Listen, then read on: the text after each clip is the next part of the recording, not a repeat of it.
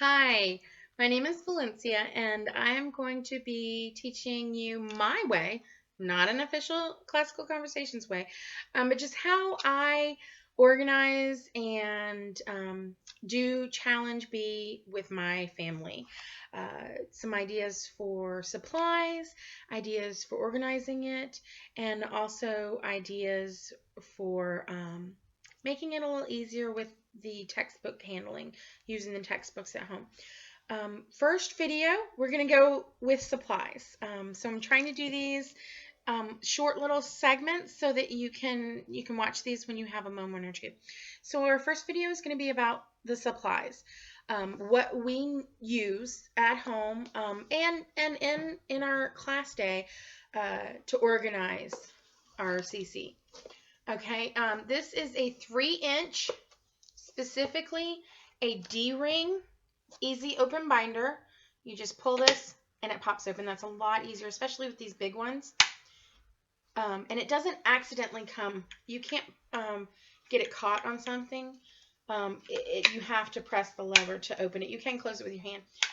3 inches with the D-ring makes it real nice. It kind of folds over, so it's not like you get the pages stuck and you're trying to pull them over and close it.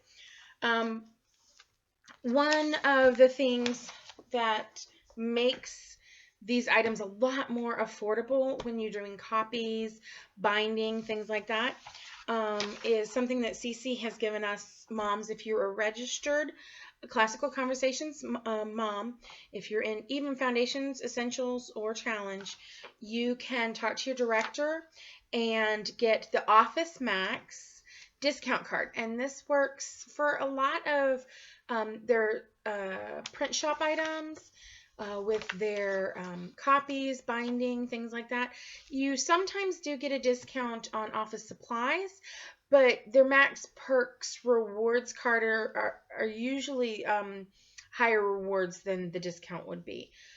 So check that out. Get with your director, your support manager, and they can give you a copy of that. They'll email you the PDF. We're going to use sheet protectors.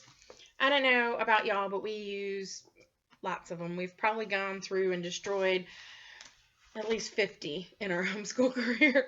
And so those are great for items that you want to protect. Maybe you're going to use a little more.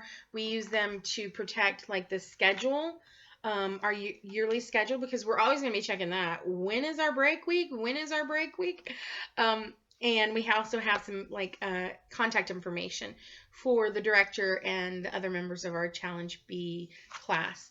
And so that's something we'll be consulting often, and I don't want to lose it.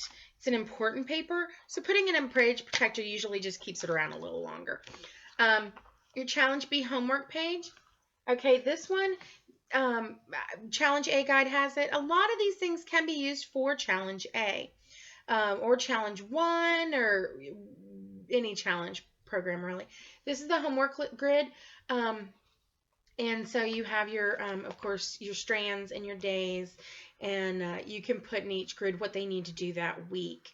On the back of this, I put these two in there together, is the year at a glance. Okay, the year at a glance is going to tell you just not necessarily the details of the assignment, but it's just going to tell you, do lesson 1 through 5, do lesson 6 through 10, on down. What subject or what with your debate? What week is prison reform? Which week is human rights?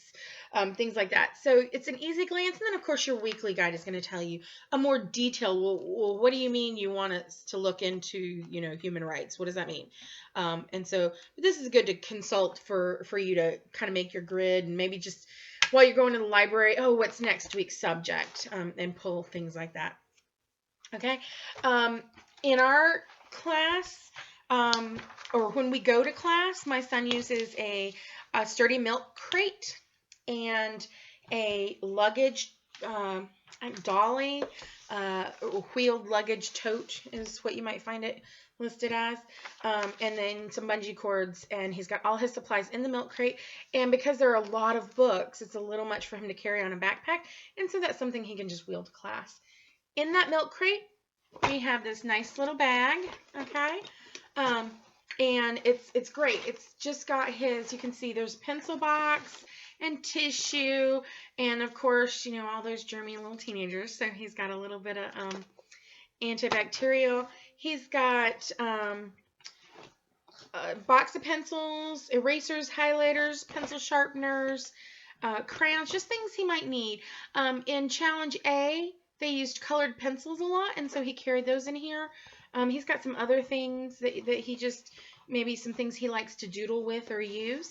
It's also a great place to store your index cards. You're going to need a lot of these, especially in Challenge A and in Challenge B.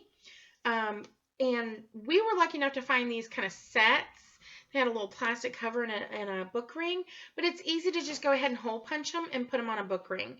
And you can find right now at Target, they're like 50 cents a pack for 100 of these 3x5. And then we got some bigger, what are they, 4x6, I believe, for presentations, because those are a little bigger, a little easier to look at.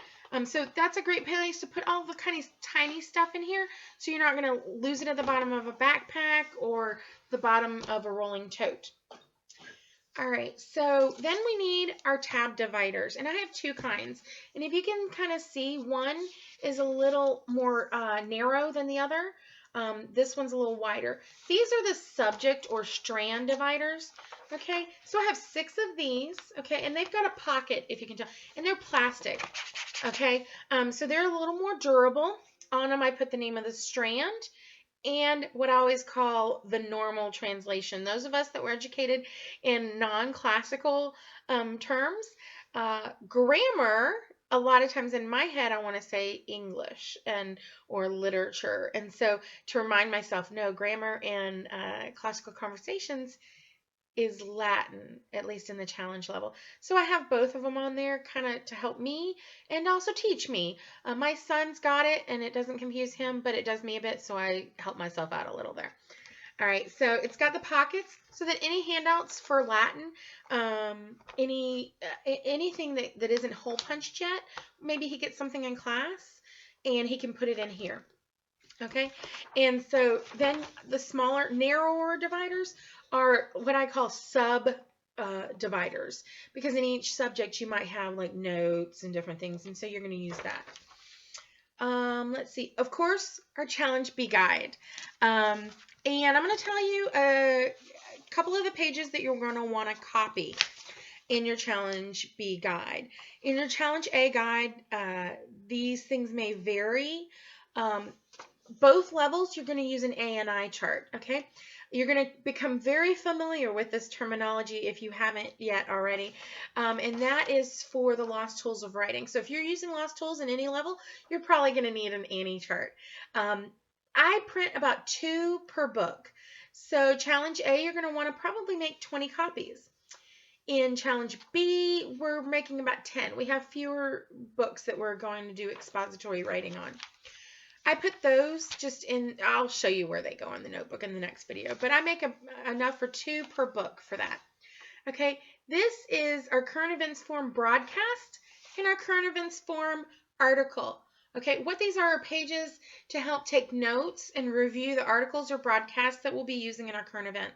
So I made 20 of each. We have 15 different weeks and different subjects, and so you might need one week maybe 2 article ones, and maybe one week 2 broadcast ones, or 1 of each. So I made 20 of each, and of course I can go back and make more copies later, but it's nice, just especially the first couple of weeks, not to be like, where's my copies, where's my copies? All right, so last thing, I am going to tell you a little bit about how to make your mini books a little less wieldy and a little more user-friendly. Some of our books, like our Lost Tools, already come spiral bound, and that's really nice. It's easy to make a copy because you can kind of just, slip that on the copier, and then you're not trying to hold that book down. And that's wonderful. Your Lost Tools are already spiral bound. What about your Latin though? Challenge A and B, and I believe Challenge 1 also uses the first year Latin, but it's a very thick book for being a small book, and so that makes it very unwieldy. It's just hard for the kids, and my son, especially in the beginning, when you only have 2 or 3 pages and you don't have a lot of weight holding it down, it would just keep flapping closed, and that bothered him. So I can't take credit for this. I learned this from our director. She spiral bound hers. Office Max, each one I think is like $2 when you use your discount card.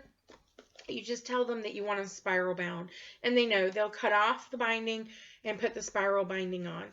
And so Latin, all 3 of them. And this is great to keep the resale value higher. You're not going to have a book that is shaped like a scroll. It's going to be a nice resale item. And, you know, we all do that. We love to resell our homeschool books to recoup a little of that money for the curriculum. Okay, and Words Aptly Spoken, both our short stories and our children's literature, again, it's just great. It's easy. I can make copies easily, and it's going to keep it in a little nicer shape. You also want to look into either spiral binding. I don't have mine yet. I ordered mine, and it's not here, but your Logic book. You're going to want to either spiral bind or get somebody to, again, Office Max will cut the spine, 3-hole punch, and you can put it in a 3-ring binder. Algebra 1/2, okay? I went ahead, the homeschool packet and the test forms, I put them all in one spiral binding because you're going to sell this together, and those paperback books, they fall apart. I have never, ever bought a Saxon used book set that my homeschool packet and tests were not falling apart. And so this year I got one, I said, to heck with it, I'm going to spiral bind it. So maybe this will catch on, and we won't be getting in the mail all these loose sheets from Saxon. So that'll be awesome. I will tell you one thing though, the tests themselves are very thin paper. You're going to want to photocopy those before you take it down to Office Max, because they are too thin to spiral bind, and they're actually too thin for them to feed through the sheet feeder on the copy machine, and they will charge you for hand copying, and it's a lot more. Okay, last 2 items are the mock trial notebook. This is the one case that I do actually use the 1-inch binder. Okay, put it in there.